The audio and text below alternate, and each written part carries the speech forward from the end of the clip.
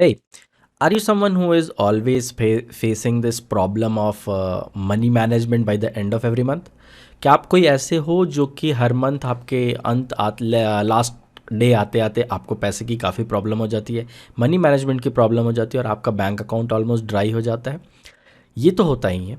साथ में क्या आपके साथ ऐसा भी होता है कि अगर कोई इमरजेंसी आ जाए किसी मंथ के एंड में, तो आप ये सोचने लगते हो कि मैं उसका पेमेंट कैसे करूँगा एंड मैं उससे बाहर कैसे निकलूँगा? अगर ऐसा है तो ये वीडियो आपके लिए है। एंड ट्रस्ट मी, आप अकेले नहीं हैं जो इसके थ्रू जाते हैं।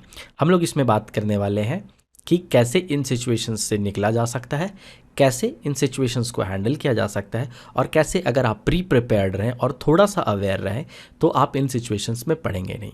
इसके लिए हम लोग आज जो सीखने वाले हैं उनका उसका नाम है इमरजेंसी फंड। ओके, सो पहले अपन देखते हैं कि इनका पर्पस क्या है।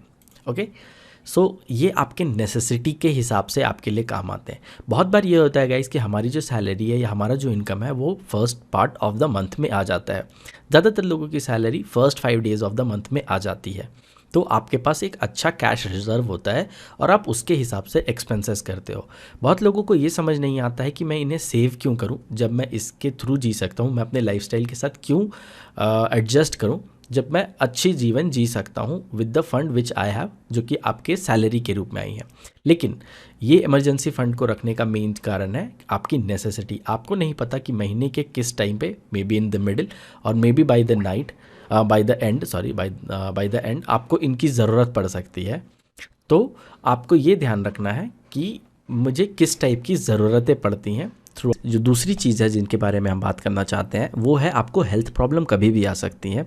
हेल्थ प्रॉब्लम्स कभी ये नहीं देखती कि क्या ये महीने के स्टार्ट है या महीने का मिडिल है या फिर महीने का एंड है। वैसे टाइम पे आपके एक्सपेंसेस बहुत ज़्यादा जा सकते हैं। एंड कोरोना के आने के बाद से ये पॉइंट और क्लियर हो गया है कि आपके पास एक गुड वेल रिजर्व होना चाहिए जो कि आप बुरे वक्त पे, टाइम पड़ने पे उसको यूज़ कर पाओ। इसी पैसे को अगर हम कैटेगराइज करें और नाम दें तो अपन इसे इमरजेंसी फ़ंड बोलेंगे। मैं एक एग्जांपल जो अपने स्टूडेंट्स के साथ बहुत ज़्यादा शेयर करता हूँ वो है कॉप्स का। मोस्ट ऑफ़ द पीपल वो कभी ना कभी किसी न किसी तरीके से कॉप्स के साथ फंस जाते हैं। सो फॉर एग्जांपल आपको कभी चालान कट गया या फिर आप कभी ओवरटेक कर रहे थे या आपको कभी पार्किंग की फ़ाइन देनी पड़ गई। तो ऐसे टाइम पे आपको जब फ़ाइन देना पड़ेगा, आप इसे फ़ाइन समझ सकते हैं। तो आपको जब फ़ाइन देना पड़ेगा तो आपका बजट, आप इसे कभी कैलकुलेट करके नहीं चलते कि ओके मुझे महीने के इतने पैसे साइड में रखने जो मुझे फ़ाइन लग सकती है। ये बिजली का भी फ़ाइन हो सकता है या फिर किसी तरीके की लेट पेमेंट भी हो सकती है जो आपने एंटिसिपेट नहीं किया था। और इस टाइप के खर्चों को बचाने के लिए जो आप फ़ंड रखते हो ये भी एक पर्पस हो सकता है इमरजेंसी फ़ंड को बनाने का। कभी कभी कुछ लोग रिस्की लाइफस्टाइल भी जीते हैं, उसमें भी इमरजेंसी फ़ंड बहुत ज़्यादा हेल्पफुल होता है। So for example there was one of my friend जिसकी तबीयत बहुत ज़्यादा ख़राब हो गई क्योंकि वो अपना ख्याल नहीं रखता था and he landed in a hospital and उन्हें बहुत बड़ा खर्चा आ गया।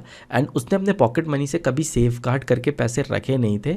सो जो कि वो खुद से अपना पूरा का पूरा इलाज करवा सकता था, उसे अपने फैमिली के ऊपर और बाकी रिसोर्सेज के ऊपर इंक्लाइन होना पड़ा।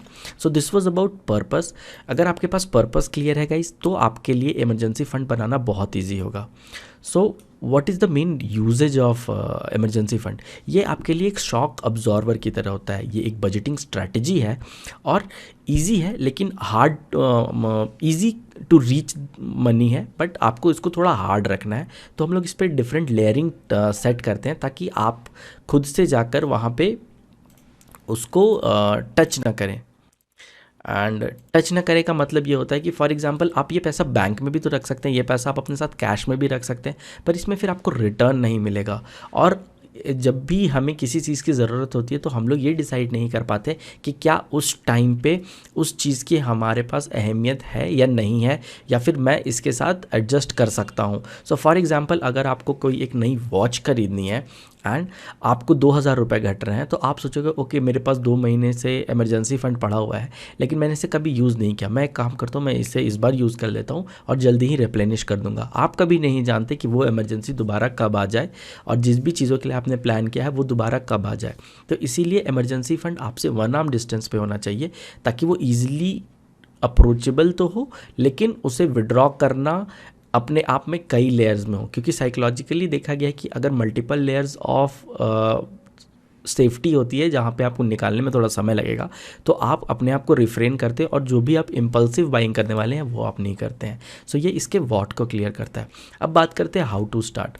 आप इसको लंप सम में चालू कर सकते हैं या फिर पर्सनल SIP कर सकते हैं। लंप सम का मतलब है, फॉर एग्जाम्पल, जैसे ही महीने में आपके पास पैसे आते हैं, आप पहले ही अपने फिक्स कर लो कि मैं महीने का इतना पैसा उसमें डालने वाला हूँ, और मुझे अगर 50,000 की इमरजेंसी फ़ंड चाहिए तो मैंने आज के आज अपना 50,000 का कर लिया। मे बी मेरे पास कहीं से पैसे आए थे एंड मैं एक महीने तक एडजस्ट कर लूँगा, लेकिन मेरा इमरजेंसी फ़ंड अभी से रेडी है। बहुत लोगों को इमरजेंसी फ़ंड बनाना रहता है जो कि बहुत बड़ा साइज़ का होता है। जनरली एक वर्किंग प्रोफेशनल के लिए कहा जाता है कि आपके पास एटलीस्ट 3 महीने का इमरजेंसी फ़ंड होना चाहिए, ताकि अगर आपकी जॉब लॉस भी हो तब भी आप उस इमरजेंसी फ़ंड की वजह से अपने लाइफस्टाइल को सस्टेन कर पाएँ और बैकलैश ना कर जाए आपका जॉब छोड़ना आपके किसी भी तरीके के इकोनॉमिक वेलफेयर पे। सो 3 महीने का रखना इंपॉर्टेंट है। तो ये आप एक बार में नहीं कर सकते, क्योंकि 3 महीने की सैलरी अगर आप एक महीने में देंगे तो इसका मतलब है कि 3 महीने आप बिना सैलरी के रहेंगे। So the condition will be same. तो आप SIP कर सकते हैं। सो लेट्स सपोज कि अगर आपकी सैलरी 50,000 रुपये और आपको 1.5 लाख रुपये चाहिए, तो आप 15,000 रुपये महीने के हिसाब से अलग से साइड कर सकते हैं। So which will be around 30% of your total income, but that will take around 10 months to arrange all that money. Third thing है, आप स्पॉन्टेनियस भी कर सकते हैं। जैसा मैंने आपको पहले बताया कि अगर आपको कहीं से भी बहुत सारा पैसा आया है एंड यू थिंक कि मुझे इन्वेस्टमेंट चालू करनी चाहिए या फिर मुझे अब आगे के बारे में इससे अपने पैसे को प्लान आउट करना है, तो I think emergency fund is the best place to start with. आप पहले वो स्टार्ट करें ताकि किसी भी तरीके के शॉक अब्जॉर्बेंट को आप रोक सकें। फॉर एग्जांपल, आपने किसी बड़े म्यूचुअल फंड को खरीद लिया और आपको पैसे की ज़रूरत पड़ती है, तो आपको म्यूचुअल फंड को ब्रेक करना पड़ेगा। अगर वो क्लोज एंडेड है तो आप उसे ब्रेक भी नहीं कर सकते, दैट विल इनकर देन सम पेनल्टी विल इनकर। अगर ओपन एंडेड है तो आप कर सकते हैं। मैं आगे की वीडियोस में इसके बारे में और आपसे बातें करूंगा, लेकिन इमरजेंसी फंड इन सारी चीज़ों से फ्री है। मैं आपके साथ एक वीडियो भी शेयर करूंगा जिसमें मुझे एक कोर्स के लिए 25,000 रुपीज़ की ज़रूरत थी एंड मैंने इमरजेंसी फंड से उसे लिया क्योंकि मैंने उसके लिए ही साइड रखा था एंड वो मेरे पास 5 मिनट में आ गया। अगर मैं किसी और मेथड से जाता म्यूचुअल फंड के थ्रू या फिर मैं अपने शेयर्स को या फिर किसी दूसरे अगर मैंने इंस्ट्रूमेंट या अपने एसेट को लिक्विडेट किया होता तो वो टाइम लगता, लेकिन मुझे इमरजेंसी फंड में उसकी टाइम नहीं लगी। सो ये एक बेनिफिट हो जाता है और आप इसके थ्रू चालू कर सकते हैं। अब है कि कहाँ पे चालू करना है, तो मैं आपके साथ शेयर करूँगा कि इसे लिक्विड फंड कहते हैं, क्योंकि लिक्विड फंड गवर्नमेंट के डिफरेंट इंस्ट्रूमेंट्स में इन्वेस्ट करता है, जो कि RBI के बॉन्ड्स, बड़े बड़े कंपनीज़ के डिबेंचर्स और कई सारे डेट इंस्ट्रूमेंट्स होते हैं। आपको ये सब इतना अभी समझने की ज़रूरत नहीं है, आप बस ये समझें कि ये बहुत सेफ़ और सिक्योर होते हैं जब आप इनको कंपेयर करते हैं इक्विटीज़, क्रिप्टोज़ या फिर दूसरे वॉलेटाइल इंस्ट्रूमेंट्स के साथ। ओके, ये ऑल्दो आपको रिटर्न उनके मुकाबले थोड़े कम देंगे, लेकिन आपके सेविंग्स बैंक से ज़्यादा देंगे। Okay, so this is the like give and take for them. आप ET मनी पे अपना अकाउंट खोल सकते हैं। ओके, लिंक मैंने डिस्क्रिप्शन में डाल दिया है, या फिर आप पेटीएम मनी पे भी खोल सकते हैं या फ़ोन पे भी खोल सकते हैं। मोस्ट ऑफ द वॉलेट्स ने अब ये चालू कर दिया है कि आप अपना अकाउंट खोलें और सीधा स्मार्ट डिपॉजिट के नाम से वहाँ पे आप डिपॉजिट कर सकते हैं। अगर आपको इसके बारे में और जानना है तो प्लीज़ आप कमेंट करें और मुझे बताएं, मैं आपको इसके लिए हेल्प करने की कोशिश करूँगा एंड मैं इसके ऊपर एक कंप्लीट वीडियो लेके आऊँगा। अगर आपको ये वीडियो अच्छा लगा हो तो आप प्लीज़ कमेंट करें, लाइक करें एंड अपने जिसे आपको लगता है इसकी ज़रूरत है एंड वो सेव नहीं कर रहे हैं, उन्हें प्लीज़ बताएं कि फाइनेंशियल हाइजीन कितनी ज़रूरी है और क्यों उन्हें इमरजेंसी फ़ंड बनाना चाहिए। अगर आप ऑलरेडी इमरजेंसी फ़ंड रखा है तो आप प्लीज़ नीचे शेयर करें कि आपका इमरजेंसी फ़ंड की स्टोरी क्या है, आपने कैसे उसे चालू किया एंड क्या आप अपने present level of emergency fund से सेटिस्फाइड हैं। With that guys, thank you very much. This was Gaurav helping you become financially free. Thank you.